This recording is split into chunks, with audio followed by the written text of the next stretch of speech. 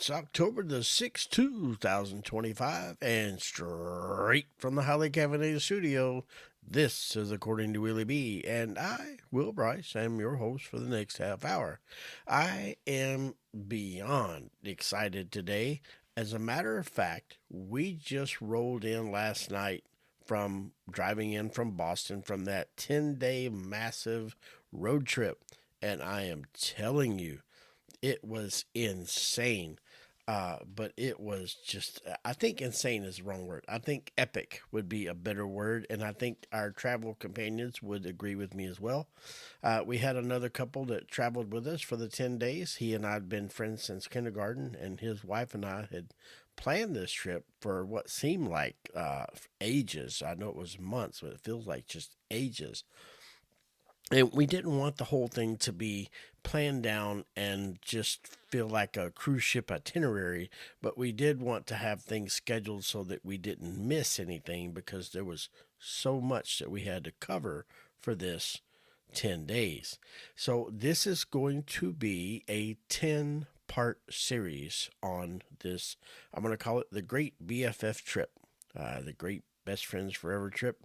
And this is part one, and this will actually be part one of two because I'm covering New York City, and it will take two podcasts to cover what all we did in New York City. And I promise you, you will not be disappointed. So the first thing I want to tell you about is, it was a lot of driving. It was almost 4,000 miles total over 11 days. And so that that was a chore in itself, but we split the driving up, and we did a great job with it. Between Danny and I, we really we knocked it out. All right, so let's talk about this great BFF trip. So we drove from North Carolina up to Wilmington, Delaware, and we stayed the night there on the river. Unfortunately, it was dark, so we didn't get to really see anything there, but it was just a stopping point because we were on a schedule. We were on a mission, as they say. Our friends were flying in from Dallas, and we were to meet them at the airport and pick them up and then go to the hotel. A few things happened with the time and the traffic and everything, so we weren't going to make it to the airport in time to pick them up, so they took a ride from the airport and we all met up at the hotel. And believe it or not, we only were about maybe 10 or 15 minutes apart arriving at the hotel. That was crazy, but that's the way it worked out. So we stayed at the Hotel Edison. Now, why is that significant, you ask? Well, the Hotel Edison is in Times Square, right smack dab in the middle of it, and it was built in 1931. And it was it's in the heart of the city, as they say. And when I say, when they call it the heart of the city, I would say Times Square is definitely the heartbeat of New York City. But let me tell you about this hotel. It is kind of an Art Deco style hotel, and it is named after the inventor Thomas Edison, who, by the way, attended the opening and turned on the lights. How cool is that? This hotel was like staying in a museum, but it didn't feel like it was 100 years old. It felt like it had been just restored on a daily basis. The service and everything at that hotel was just on point. And with the bell captains and everything, you really got that feeling of that 1930s vibe, like you were staying back in time, right in the middle of Times Square. Really cool. Really enjoyed the hotel. And we actually had a balcony on top of that. How crazy is that to have a balcony in New York City on Times Square? That was really cool. We really enjoyed that. The hotel was awesome, and the fact that we could just step out the front door and we're in the middle of Times Square, that was also really cool. So we got to the hotel, and it was about 11:30 in the morning when we all kind of gathered up there and kind of got our heads together on what we had to get done. And of course, we were all starving. We had been traveling, we'd been driving, and they just flew in. So everybody was hungry, but we had to walk to Central Park to take our pedicab tour. And if you've never ridden on a pedicab, it's just one of those three-wheel bicycles where you have a driver and then you have, two people sitting in the back that just enjoy the lap of luxury while being pedaled around. But I do believe the bikes were like electric assisted. So, they did have some assistance. It's not, we didn't make them do all the work, but it was absolutely insane. But we're going to talk about Central Park in a minute. So we stopped as we were walking to Central Park, which is about a 10-minute walk, if I remember correctly. We stopped and had lunch at a place called Ray's Original Pizza. And it was one of your typical New York City dives, and it was just, it was really cool. We had pizza, we had some sodas. They actually had a meat patty, which is actually kind of like what I usually eat a lot of when I'm in Jamaica. They have the what they call it, the beef pie or beef patty, and those were really good as well. Wasn't expecting it to be that great, but it was, and the pizza was really good too. It was thin crust pizza, traditional Sicilian thin crust pizza. It just so good. And so then we finished our walk on down into Central Park and found our pedicab.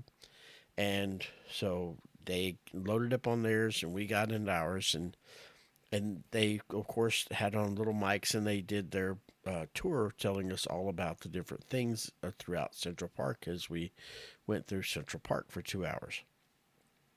But the thing that I want to tell you, this is what I'm talking about when I say you have to go see it for yourself. Just because you saw it on TV, just because you saw it on the internet, that does not count. I'm telling you. Because my entire life, how many times, if you've never been to Central Park, how many times have you seen Central Park on TV? A lot, right? Every movie, it's got some scene of Central Park. My entire life, I thought Central Park was just this little park in the middle of the city. No, what this is this gargantuan park with roads, not for cars, but for bicycles and segways and skateboards and running and walking and every activity you could imagine. Central Park, people sitting up on little grassy knolls having a picnic or reading a book or whatever. It's just, but here's the amazing part. I want you to zone in what I'm about to tell you. We just left a hustle bustle city, one of the largest cities in the U.S. Taxi cabs, horns blowing, fire truck, you name it, every bit of noise you could imagine. And we walk away from Times Square, craziness, busy, and you walk in to Central Park. It's like you walked into a time warp, and you are just met with this instant solitude, like you are just miles and miles away from the city.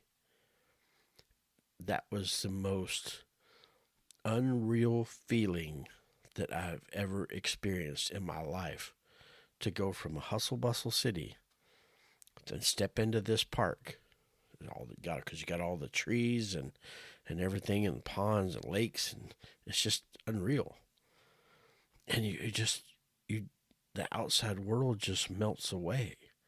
And I thought, if I lived in New York City and I worked there in the city and I was able to just step into Central Park, even for my lunch break, oh, what a relief that would be. They are very fortunate to have that park, because it is something out of a fairy tale book. Let me tell you, unbelievable. Did we feel safe? Absolutely, 100% the entire time we were there. Never once felt unsafe in New York City. It just blew me away how you could just step away from the city and just be immersed in nature and be immersed in the solitude of being outside. And then you go right back and you step back in the city and you're back into the hustle bustle. That was unreal. I doubt very seriously that there's any other place in the world that exists like that. If there is, let me know because I'd like to go check it out because that was worth the trip just going into Central Park. So we had our pizza. Now we've had our pedicab ride, and which was really cool. Like I said, it was 2 hours long, and it was narrated. They were telling us about all the different history, significance inside the park, and a lot of details about the park and how many different movies have been shot in that park. I couldn't even begin to remember to tell you all the things that we heard about Central Park. With these two tour guides that we have, they were absolutely awesome. They knew their stuff.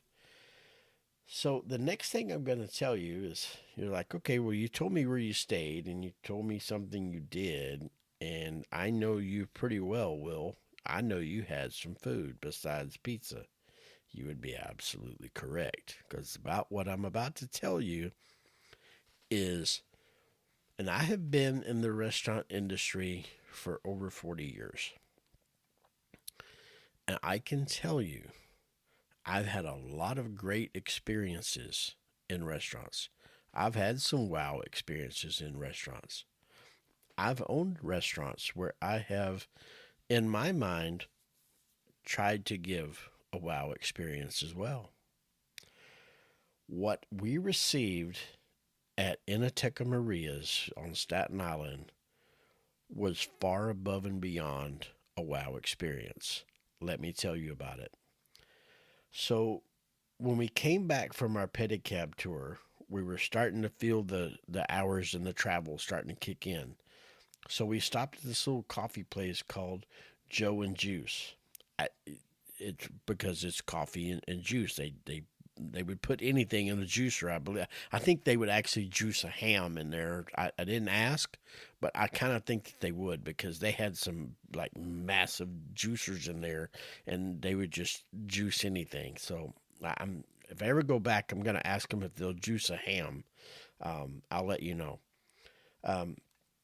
But we stopped back at the hotel to kind of freshen up for dinner because we had dinner reservations, thanks to Kelly, because she was persistent for months trying to get in touch with Enoteca Maria's. Now, if you're not familiar with Enoteca Maria's on Staten Island, if you have watched the movie Nana's, then now you know what I'm talking about. That's the restaurant, and we had reservations. And we were really had this massive hope built up that this place was going to live up to its name. Let me tell you about that. So we took because we had to take a subway, and actually a couple subways to different trains to get over to where we can get on to the Staten Island Ferry. So a lot of learning curves right there in the beginning of just getting into the city, and but we managed it beautifully. And we got onto the Staten Island Ferry. It was just about sunset. And there stood, on our ferry ride, there stood the Statue of Liberty. This was our first glimpse of the Statue of Liberty, and it was awe-inspiring. You can look at it on TV. You can look at it on the internet. You can whatever. It does not do justice until you are standing in the midst of the Statue of Liberty and you see it in person. Now, I actually thought it was going to be bigger than it was, although it was pretty massive. When you see it in pictures, it's still so different when you see it in person. So we take the Staten Island Ferry on over to Staten Island for our 7:30 dinner reservations at Enoteca Maria. We got there about 7:05 or 7:10, I believe. So we were a few minutes early. We went in, let them know that we were there, and they said, "Well, just wait outside, and we'll call you in a few minutes." You got to understand, it's a very small restaurant. They don't have standing room inside. They utilize all of their interior space for the kitchen and the tables. And it wasn't but just a few minutes, And Nana Maria herself opened the door and said, "Y'all come on in."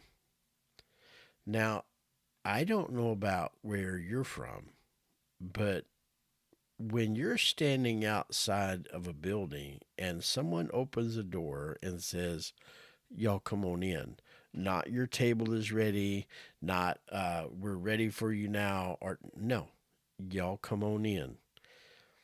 That was the epitome of what was about to occur. That I could just sense that we were in for the most amazing meal experience that I've ever had.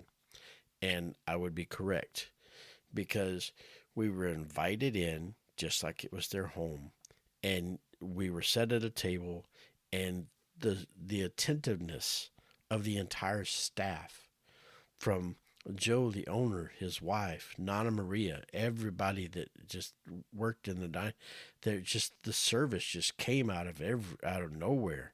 And one of the things that I noticed, because I'm always kind of looking around and see how things are being done in a restaurant, there stood Joe, the owner, behind the counter, and it was as if we were sitting in the midst of a symphony, and here stood the maestro. Because I've been in restaurants that have been really busy, really packed, and they're running around like crazy. And here was, they were just like a well-oiled machine. Everything was just, it was just flowing. Like it just, I, I've never experienced anything like that in my life. This is one of those times where you say, okay, that looks good on paper, but it won't work. And the kind of service they provided and the kind of experience that they provided is one of those things that you look at on paper and you're like, okay, but if we're this busy every single day, there's going to be times where we drop the ball. There's going to be times where we miss. These folks didn't miss. Now, they may have off days, but let me tell you, they were on point that day. Every single thing was just flowed like clockwork. It just was the most amazing thing to sit and watch and experience at the same time. Now you're asking me, okay, well, all of that, was the food good? I don't even have words to tell you how good this food was. Nana Maria come over there, her and I know a few words in Italian, and we tossed back a few words in Italian, and but it was so impressive to sit here and listen. Even the words I didn't understand, just talking about food in Italian is like a love language all its own. And I asked her about her Sunday gravy, and she just, she was just, we were at one there for a minute, and so she was telling me all about her Sunday gravy and the dishes that had her Sunday gravy. And so I picked my dish upon her suggestion, and it just was absolutely incredible. It was absolutely the most phenomenal Sunday gravy I've ever put in my mouth. If you filled a swimming pool full of her Sunday gravy, I would absolutely dive in and bury myself in that stuff. I I think you could put it on Cheerios. I don't know, but man, that I'm telling you, the food, the appetizers. They had this appetizer, and off the top of my head, I don't remember what it's called. I'll post pictures of it on the website. But it was like there was some vegetables and there was some fruit in there, and it had this dressing, and then you dipped it with the bread, and I was just like, I don't know how those ingredients came together and made this flavor. It's like some kind of magic, because it was just unbelievable.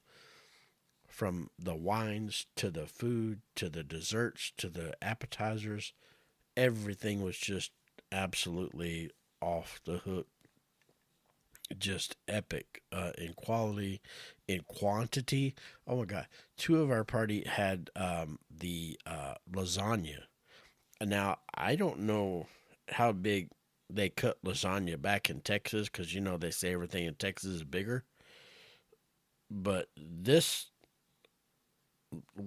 I don't know, chunk of lasagna that they brought out was the size of a city bus. I mean, maybe that's a little bit of an exaggeration, but let me tell you, it wasn't far from it. It was just insanely big chunk of lasagna, and it just melted in your mouth. I'll give you for instance. I don't really care for lasagna.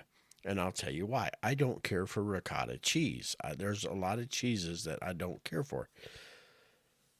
This lasagna had all of that in there.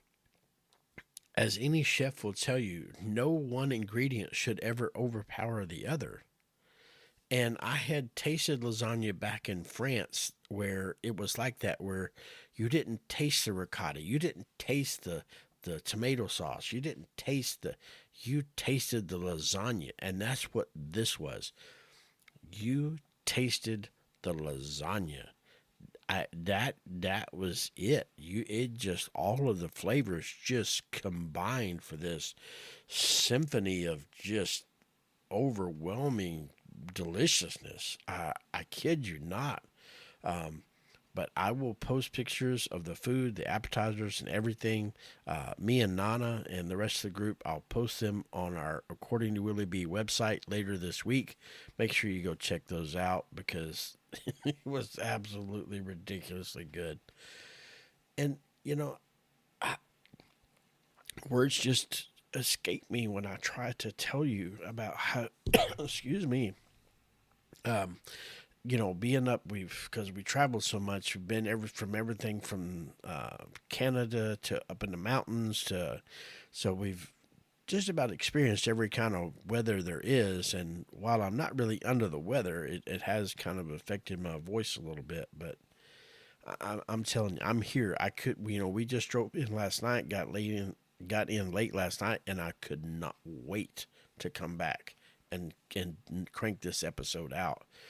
And I'm actually excited about the next 9 episodes as well because, like I said, this is going to be a 10-part series on this great BFF trip. And New York I'll have to do in 2 because, again, next week you're gonna want to hear what was on day 2 in New York City. Unbelievable. But let me tell you, if you ever in your life get a chance to go check out Enoteca Maria on Staten Island, you do whatever it takes to get reservations. And I promise you, you will have one of the best meal experiences you've ever had in your life. We've talked to other people since that have in the New York area that have eaten at Enoteca Maria's, and they would tell you the same thing. Yeah, you don't leave there hungry. Um, our plan was to, after we ate dinner at Enoteca Maria's, was to go back, take the ferry, go back to take the subway, get back to Times Square, and maybe have a couple hours on Times Square. Let me tell you, that did not happen. We were so full, so just overwhelmingly stuffed. There's no walking that off. You do not walk a meal off like that. You sleep it off. That's your only defense in eating a meal like that. But it's just it was more than just the food. It was more than just service. It was the way that Nana Maria connected with every single guest in that restaurant. The way Joe and his wife, again, they connected with everybody in that restaurant. Their appreciation that they showed, I mean, just genuine appreciation for everybody that comes in. Hey, let me tell you, I've worked in restaurants where, man, you're so packed and you kind of lose that gratitude effect toward the end of the night. You're like, I don't want to see any more tickets. But they didn't have that attitude. They absolutely love what they do. It is a passion for this family and what they do and how they serve it. And they're very proud of what they do. They're very proud of what they've built, and they should be, because to turn out food and service and the quality that they have there, it's in the experience. It's something that just doesn't very rarely ever come along. I promise you. In all my years of eating out, all my years of being in the restaurant industry, um, this is one that just stands the test of time and stands against everything that you can. Like, well, you can't do that on a daily basis. Well, guess what? They're doing it, and they're doing it in a packed restaurant. Every single day. I mean, it's almost impossible sometimes to get a reservation. Um, but definitely check them out. If you do go, please make sure that you say hello to Nana and Joe, his wife, and just the whole team. They're just the greatest bunch of people. And that's the thing about New York. Everybody says, New Yorkers are so rude, and no, no, I don't believe that. I think every city, every town, even a small town, can have their own share of rude people. But we met some of the nicest people in New York City. We never ran into anybody that wasn't willing to help out if you needed help with directions, or if you wanted to ask about a place. How is this place? And people were just, we met so many people in New York City. It's just it's a fairy tale in my opinion. And I know some people that are from New York that they're listening to me and they're laughing. They're like, "You just didn't stay in the city long enough." And I was like, I don't know. They said the same thing about Philadelphia. And they're like, "Oh, Philadelphia's got its share of rude people." Well, maybe it does, but when I was there, the people were super nice. I mean, I made a lot of friends in Philadelphia.